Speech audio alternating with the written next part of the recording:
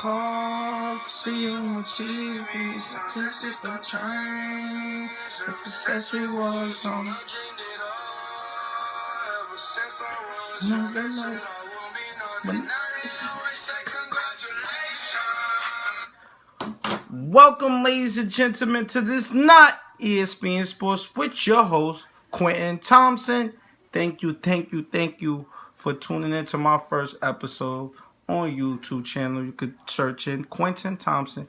Thank you for your support. Leave your comments if you want anything changed, any questions you want to ask, drop it in the comments. I will look at it and I will think about it for the next episode. I definitely will put it in the next episode. But we here to talk about the NBA and the All-Star Weekend that just was this past weekend. Friday, Saturday, Sunday. Friday was the celebrity game, the rookie sophomore game, which they call the USA versus the world. The celebrity game, the impersonator, the guy who does all of the James Harden moves, LeBron James moves, all of the crying and things like that. He won MVP. Master P looked pretty bad. He was talking a lot going into the celebrity game. Looked really fat and very slow. And I thought you had some talent, but you really did. Fast forward to later that day, we had the rookie sophomore game, which Jamal Murray showed out, dropped 36 points.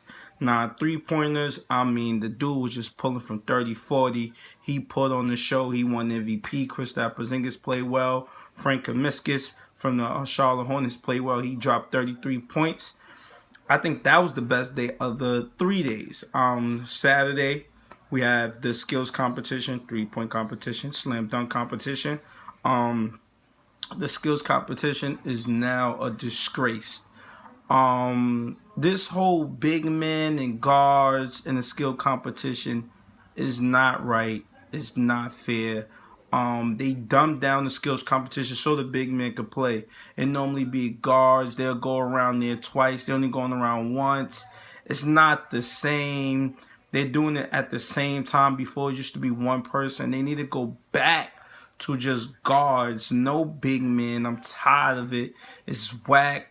Shouts to Kristaps Porzingis. You did win, so I gotta give you your credit. But Adam Silver, if you want to change some of these things and why things are going wrong during this All-Star weekend, that is one of many reasons. We had the 3-point competition. After that, no one showed up. This whole weekend, the problem with this whole weekend as well was no competition. There was no competitive spirits going through anybody's body. Everything was funny. Everything was kiki, ha, ha. And that's cool. It's an all-star weekend. It's kind of like a vacation for the players. But at the end of the day, fans are watching. We take the time out of our Friday, Saturday, Sunday night.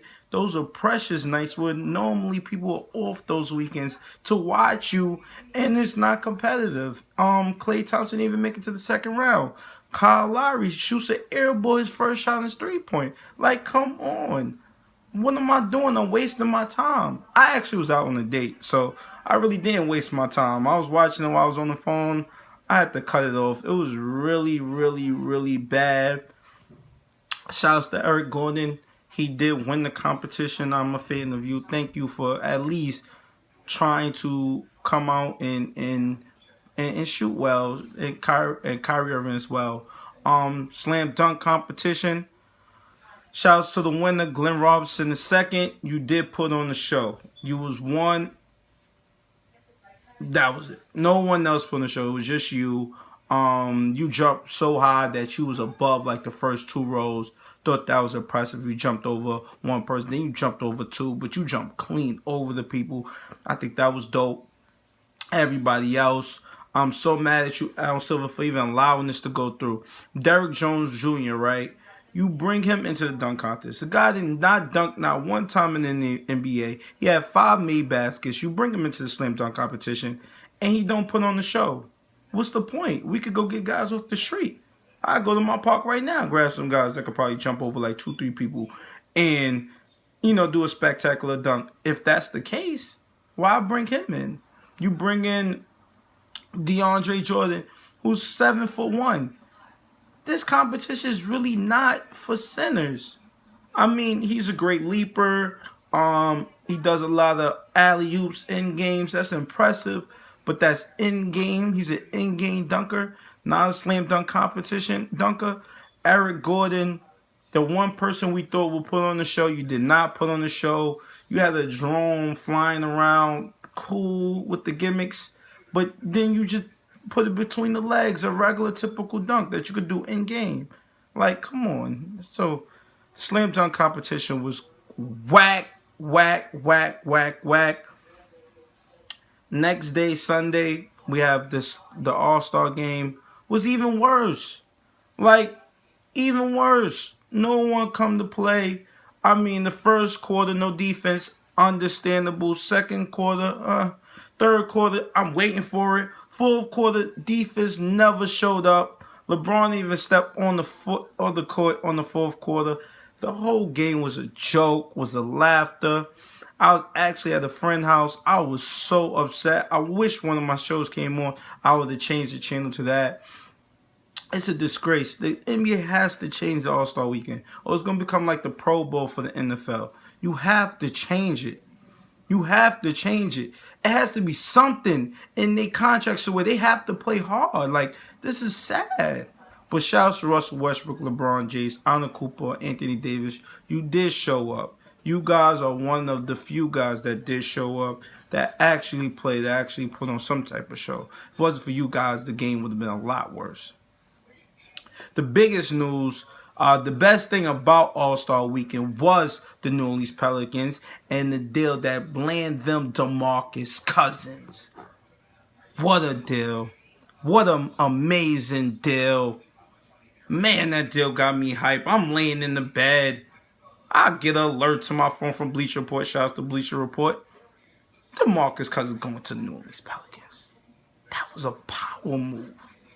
Do you know you just upsetted the Golden State Warriors who thought they had a clean sweep through the first round?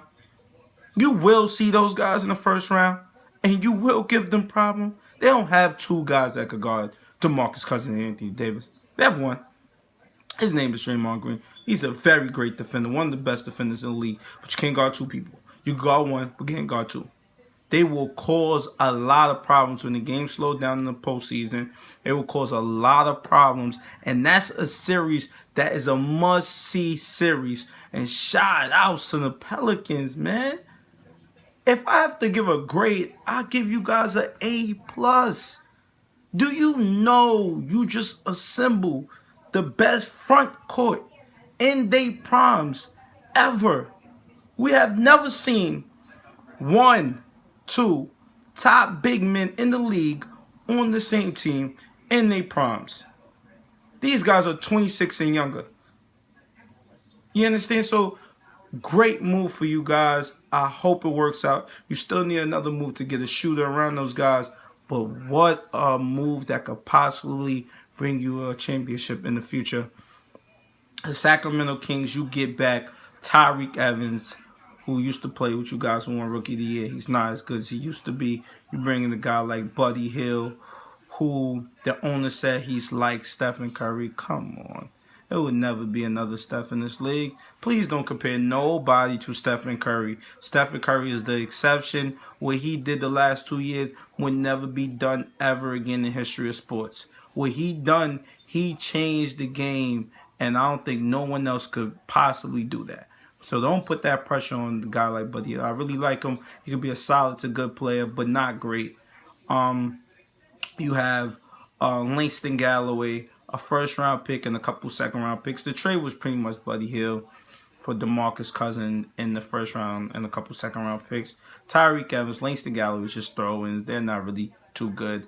I give Sacramento Kings a whole entire F, a big old F, because that deal makes 0 sense. Vlade Divac, you make a deal that didn't make any sense.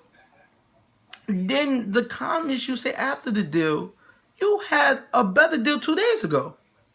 Why would you come out and say that? Why would you come out and say I had a better deal 2 days ago and then take this bad deal? I mean, it makes no sense. That was like the dumbest comments in probably NBA history for a president. I mean, come on. They need to reevaluate what's going on over there. Um, but let's get through that. Let's talk about the New York Knicks and what moves they should make. Which players should be traded, which player they should bring in, who they should sign, who should trade for, who should cut. I think Carmelo Anthony with the no trade clause, he's not going anywhere. He don't want to go anywhere. It's the truth. He's staying put. But the deal you have to make, I've been talking to my brother about it. Derrick Rose for Eric Bledsoe. A move where you bring in a guy like Eric Bledsoe who had a contract in the old CBA, $80 million, 5 year, which is nothing compared to what it is now. Mike Conley just signed for $150 million. Eric Bledsoe was getting paid $80 million. Eric Bledsoe is better than Mike Conley, but look how much you're paying for players like that caliber in this day and age. You trade a guy like Eric Bledsoe, who we know is a guy who really has no flaws in the game. I mean, he's not great at anything, but he's very good at everything. He can shoot. He could penetrate. He have both hands. He could finish around the basket. He could pass the ball. He could rebound the ball. He could play defense.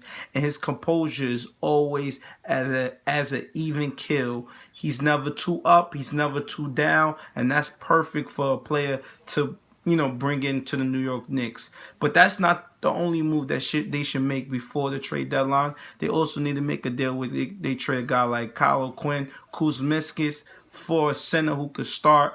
Have Hernan Gomez come off the bench. Have him polish him coming off the bench, but have a starting center.